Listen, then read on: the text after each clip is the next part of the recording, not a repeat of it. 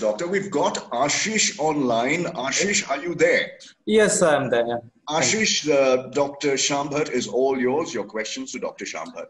Thank you very much. Hi, doctor. So I'm basically a student who's doing my almost graduation in Oxford College of Science. So I'm at the third year.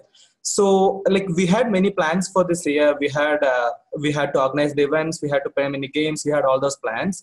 But what happens that this quarantine happens, and it was like we had only 2 to 3 months left, and this happened. So I don't think so. We would be having a class or a get together for. We won't be even have a farewell. So everyone, including me, my friends, all are saddened by this. So could you tell me something to overcome this or something? So you're not having a graduation, Ashish? No, I'm currently I'm at the third year in the sixth semester. So I got only 1 to 2 months for the exam. Right. No, but you mentioned that you're not able to have the farewell. No, probably we won't be having because since this quarantine is extended, so there won't be a meeting. And what are you feeling about that? You're feeling sad? Yeah, everyone is sad, and because we had many plans, we had a plan for picnic, and everything is gone. So. Yeah. Have you talked to your friends about it? About how you feel, and have they talked to you? Yeah, even they were saying the same. Like everyone want a meeting, but we are left with no choice. I know. And do you guys meet on online? Yeah, sometimes. You have group chats as well online? We used to have. You're not having it these days? Not much because everyone is not kind of interested because of all this. Are you staying in touch with are you feeling isolated in general, Ashish, or how are you feeling at home? Do you feel alone? I'm with my family, so I'm not that much. I don't feel that much alone, but still, every time I used to think that this is the time I used to be with friends, but here I am sitting home, so that's a hard thing. You know, your question, actually, the larger point here, Ashish, is what do we do when things don't go according to plan, and when we feel bad about something, right? Sure. Yeah. And your question you're asking me, what do I do? As in, how do I stop feeling sad, right? Yeah. But the best way to stop feeling sad is to actually allow yourself to feel sad. There's something we don't really understand, a lot of us, about these so-called negative feelings, and I hear that a lot. When people are sad or scared, they immediately want to stop feeling that way. And what happens when you want to stop feeling that way immediately is you actually block your feelings without knowing it. Like people hold their breath, their body becomes tight, they are pushing away these thoughts. And you know what happens when you do that? The thoughts and the feelings stay there much longer. Oh. It is sad to some extent. Yes, I totally understand why you'd be disappointed, and I feel bad for all the students, all the young people today who are going through a time where they're not able to spend as much time with their friends. And I don't want you to just say, no, put a smile on your face and say, no, it's just, let me just force myself to be happy. Rather, if you just take some time and talk a little bit more to your friends about how you're feeling, let them also share how they're feeling. I would recommend you write down your thoughts and your feelings. Allow yourself to feel, Ashish. There's nothing wrong in sadness. If you feel it, what happens is your feelings actually go away. These feelings go away. So allow yourself to feel, breathe, and then I'd like you to turn your attention to other things that you are grateful for. So you begin the process by acknowledging the sadness with you. So you say, yes, I feel sad. I'm feeling this way. Can you describe that for me a little bit? I'll just tell you how to do it. Like, how do you feel? Tell me a little bit more. I feel like all the students, like whoever passed out from the college or who are going to come, who are going to get the admission, they would be having a good time. But why us? Because it's the last year for us. So we should be having a lot of fun this time. So I could see myself sitting in a home without having all those fun. So, a couple of things. So the other thing that I'd like you to do, Ashish, is note down these thoughts and challenge these thoughts. Okay. So you just said to me that why should this happen to us?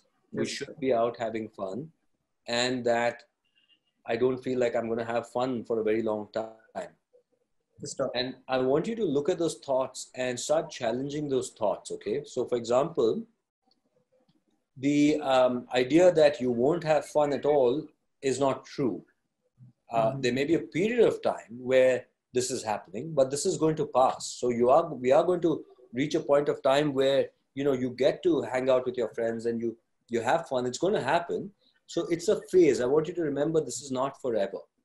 Okay. Stop now. And the second thing is, now as you're talking to me about that, can you tell me the feeling itself? What does that actually feel like? Actually, more like I feel like alone. Like when I used to be with my friends, we used to talk, we used to chat, we used to laugh, we used to do all those things. Now I feel like a bit alone. Like I don't have any friends, kind of that feeling I have right now. Now, do you feel like you don't have friends, or do you remember that you have friends but you can't spend time with them? The second one, I remember like I have the friends, but I can't spend time with them. Okay, but that's important to notice what your mind is saying, because sometimes the mind will say, you know, I don't have friends.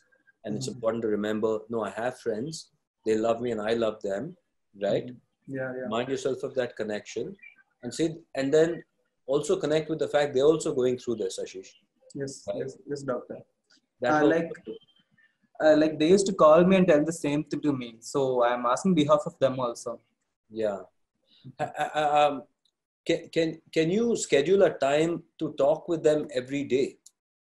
Yes, doctor, I'll try. Okay, so my couple of solutions. Okay, my first thing is that in general, anyone dealing with any difficult emotion, all right, first should not fight the emotion. They shouldn't feel bad about having that emotion.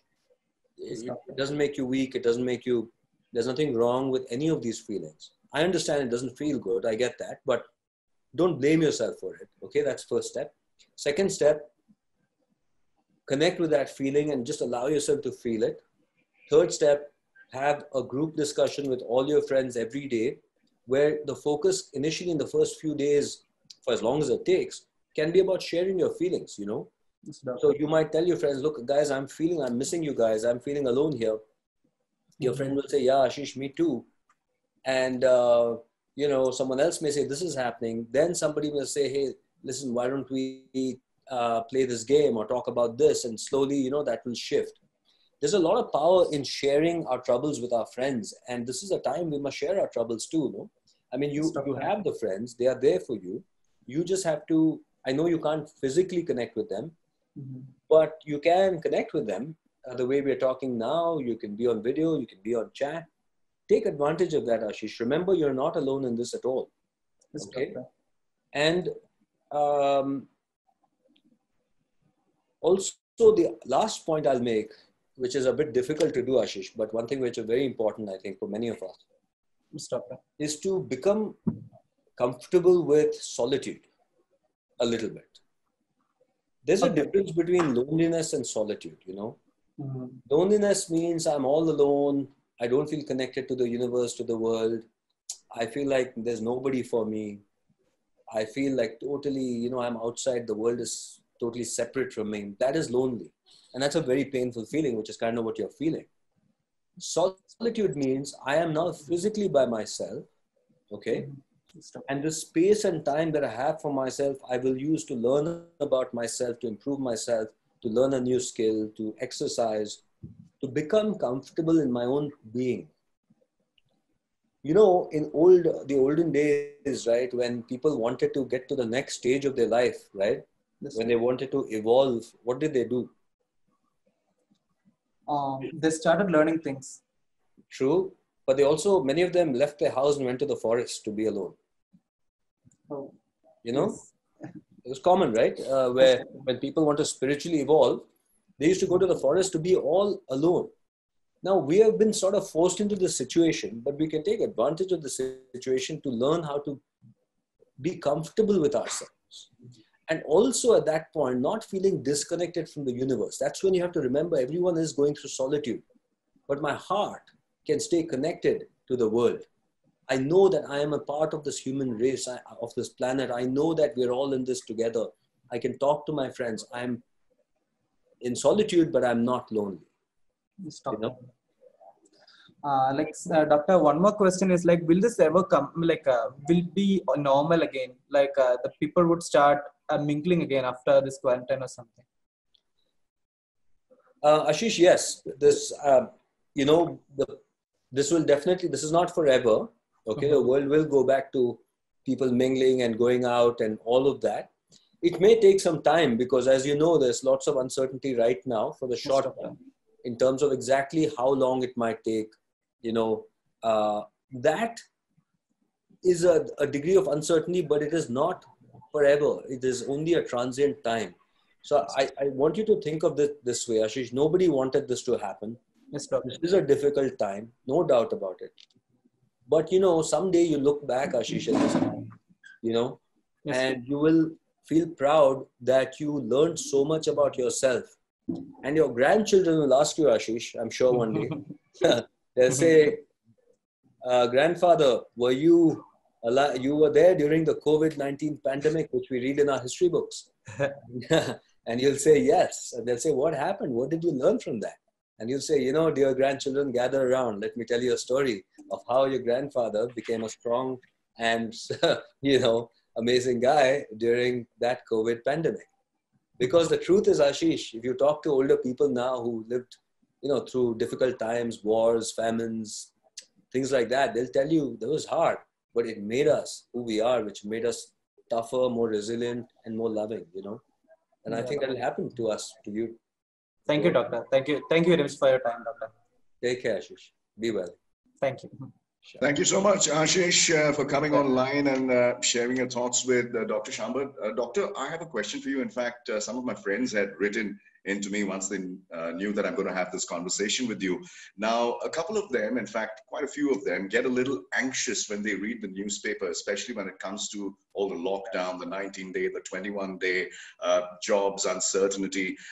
What would you suggest to them? Should they minimize their time reading such news, or should they go ahead and read such news and then fight the demons later? I often think of a time, what if this had happened like 200 years ago? Right now, at this moment in the pandemic, we would have been blissfully unaware of anything happening, right? We would have been chilling in our fields. We would have been doing our farming. We wouldn't know that there's such a global situation happening. So it's a good thing that we know because we can take precautions. And that's the great thing about information. But the difficult thing about information is that it now brings threat and anxiety from all over the globe onto your phone or onto your laptop. And our brain was not created to tolerate so much discomfort, so much news. So I would recommend that you don't look at the news as much. Particularly avoid channels where, there's dramatic music blaring and they are trying to heighten the tension, which is most channels these days, to be honest. But, try to get the news for what it was meant to be, which is information to help you make better decisions. Right. So if you need information to say, okay, listen, is the lockdown over? Where do I have to go to get my supplies? Do I still have to continue taking precautions? Sure. But don't read up moment to moment. This person died, that person had this happened, that happened. And, I know people are going really anxious. They're getting very anxious, right? They read a thing and they're like, how old was that person? How old am I? Oh, wow. Now, does that mean? So we don't want that because the irony is that stress only worsens the immune system. So the best thing we can do right now is to maintain our mind, to relax, to let go of stress. So I would say, I would highly recommend actually, avoid news except for brief snippets or summaries of news.